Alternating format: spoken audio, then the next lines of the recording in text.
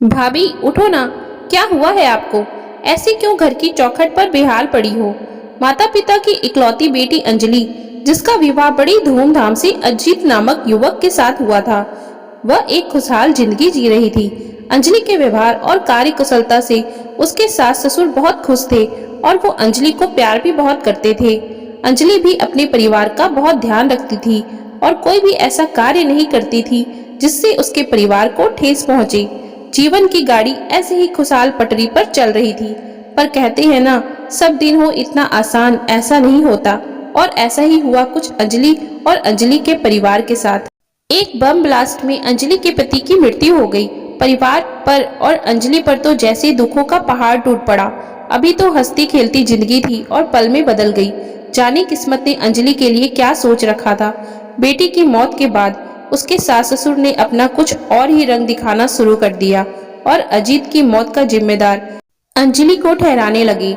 आए दिन उसे ताना देते रहते थे, उसके हर काम में बेबुनियाद नुस्ख निकालते थे ताकि अंजलि उस घर को छोड़कर चली जाए। अंजलि अब सास ससुर को फूटी आंख नहीं सुहाती थी, पर अंजलि अपने पति की चौखट छोड़कर जाने को राजी नहीं थी, इसलिए वो सबको चुपचाप सह रही थी। कहीं न कहीं उसके माता पिता के दिए हुए संस्कार भी उसे बड़ों के सामने मुंह खोलने की इजाजत नहीं दे रहे थे। खैर, जैसे तैसे खुद को समझाकर अंजलि के जीवन की गाड़ी आगे तो बढ़ रही थी, किंतु अंजलि के लिए खुद को समझा पाना बहुत मुश्किल था। वो खुद को संभालने की कोशिश कर रही थी कि उसके सास ससुर ने उसे एक दिन अपशगुनी कहकर घर से बाहर निकाल दिया। अंजलि खूब गिड़गिड़ाई, रोती बिलखती रही, किंतु इसका उसके सास ससुर पर कोई असर नहीं हुआ। दरवाजा बंद करके वो अंदर चले गए। पूरी रात अंजलि वहीं चौखट पर आंसू बहाती रही। उसे समझ नहीं आ रहा था, जाए तो जाए कहाँ। माता पिता के घर जाती तो उन पर दुखों का पहाड़ टूट पड़ेगा।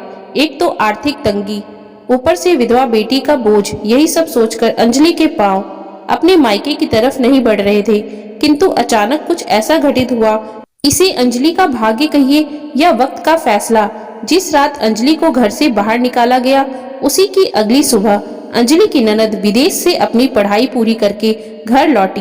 अंजलि को इस हालत में देखकर उसकी ननद को बहुत बुरा लगा और वो जोर जोर से चिल्लाने लगी, भाभी उठो ना, क्या हुआ है आपको? ऐसे क्यों घर की चौखट पर बेहाल पड़ी हो? पर अंजलि का तो बुखार से बुरा हाल था और कुछ बोलने की हालत में भी नहीं थी। अंजलि की ननद ने दरवाजा खटखटाया तो सामने माँ पिताजी को देखकर अंजलि की इस हालत के बारे में पूछने लगी, किंतु उसके माता पिता बात को टालने की कोशिश करते रहे। पर कब तक टालते, तब उससे झूठ ही कह दिया, पति के दुख में पागल हो गई है, इसलिए ऐसी हरकतें कर रही है। हमने कुछ नहीं किया, तू चल अंदर हमारे साथ, ये खुद ही आ जाएगी। किंतु अंजलि की ननद अंजलि की हालत देखकर सब समझ गई कि जरूर उसे घर से निकाला गया है। अंजलि की ननद ने अपने माता पिता को समझाया, आप कैसे भाभी को घर से बाहर निकाल सकते हैं? भैया नहीं रहे, इसमें भगवान की मर्जी है। भाभी की कोई गलती नहीं है, यहाँ रहना उनका हक है, बाकी उनकी मर्जी। आप उन्हें इस प्रकार से घर से नहीं निकाल सकते। हमारा देश इतना आगे बढ़ गया है और आप लोग उसी पुरानी छोटी रीति रिवाजों को सीने से लगाए बैठे हैं। जाने हमारा समाज कब इन कुरीतियों से मुक्ति पाएगा। बेटी की बात सुनकर माता पिता ने सोचा, बिटिया तो कुछ दिनों में चली जाएगी, तब तक के लिए हम शांत रहते हैं, इस मनहूस को तो हम बाद में देख लेंगे। मन में ये सोचते हुए उन्होंने अपनी बेटी को कहा, ठीक है, जाओ भाभी को अंदर ले आओ। अंजलि की ननद अंजलि को उठाकर कमरे तक लाई।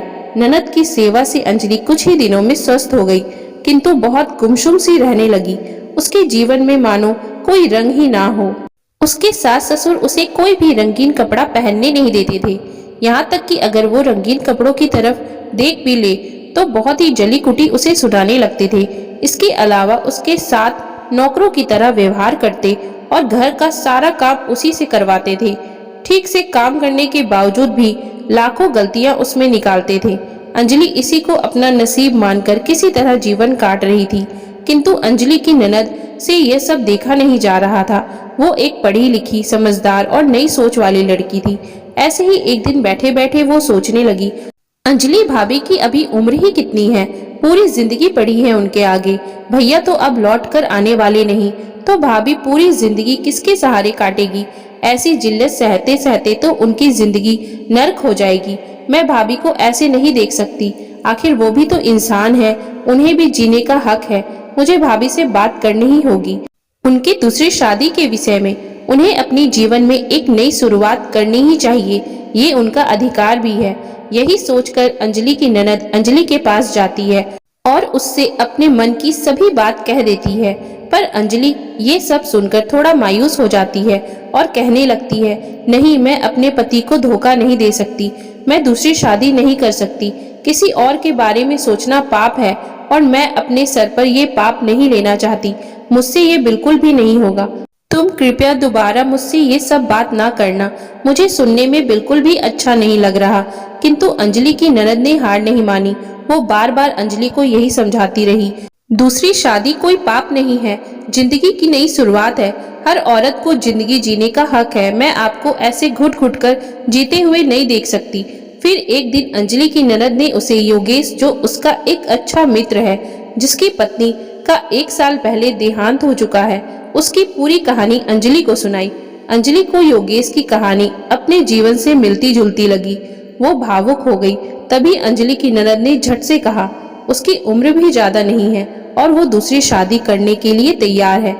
आप कहो तो मैं उससे आपकी बात चलाती हूँ।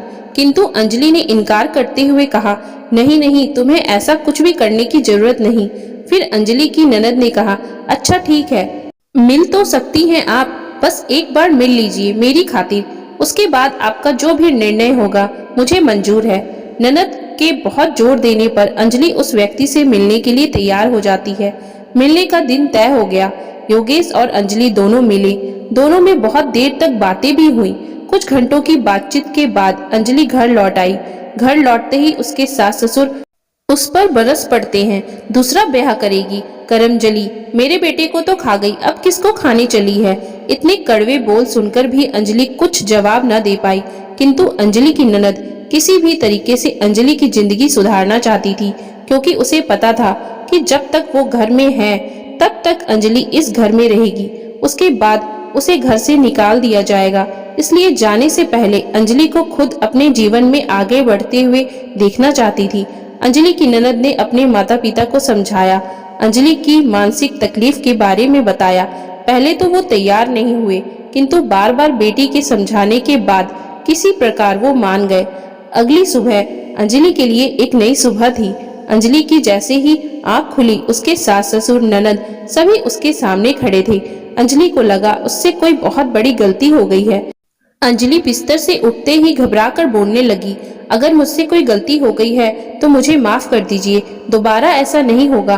किंतु अंजलि तब हैरान हो गई जब उसके सास ससुर ने मुस्कुराते हुए उसके सर पर हाथ रखा और कहा, आज से तुम हमारी बहू नहीं बेटी हो और अपनी बेटी के हाथ पीले करने के लिए हमें बहुत सी तैयारियां करनी है। तुम सदा खुश रहो, अपने जीवन में आगे बढ़ो। अंजलि को कुछ समझ नहीं आ रहा था, ये चमत्कार कैसे हुआ। फिर उसकी नजर अपनी ननद पर पड़ी, वो भी मुस्कुरा रही थी। अंजलि सब समझ गई। सास ससुर के जाने के बाद अंजलि की ननद ने अंजलि से पूछा, तो बताइए भाभी, आपको योगेश कैसा लगा? अब तो माँ बाबा भी मान गए हैं, अब आप तैयार हैं ना? अंजलि को अभी भी कुछ समझ नहीं आ रहा था। वो समझ नहीं पा रही थी कि ये कदम उठाए या ना उठाए। पहली शादी के बाद जो हादसा उसके साथ हो चुका है, उससे वह पहले से ही डरी हुई थी और इसके लिए खुद को ही कसूरवार समझ रही थी। लेकिन जैसे ही अंजलि कमरे से बाहर निकली, उसके माता पिता वहां पहले से ही मौजूद थे। यह सब उसकी ननद का किया धरा ही था।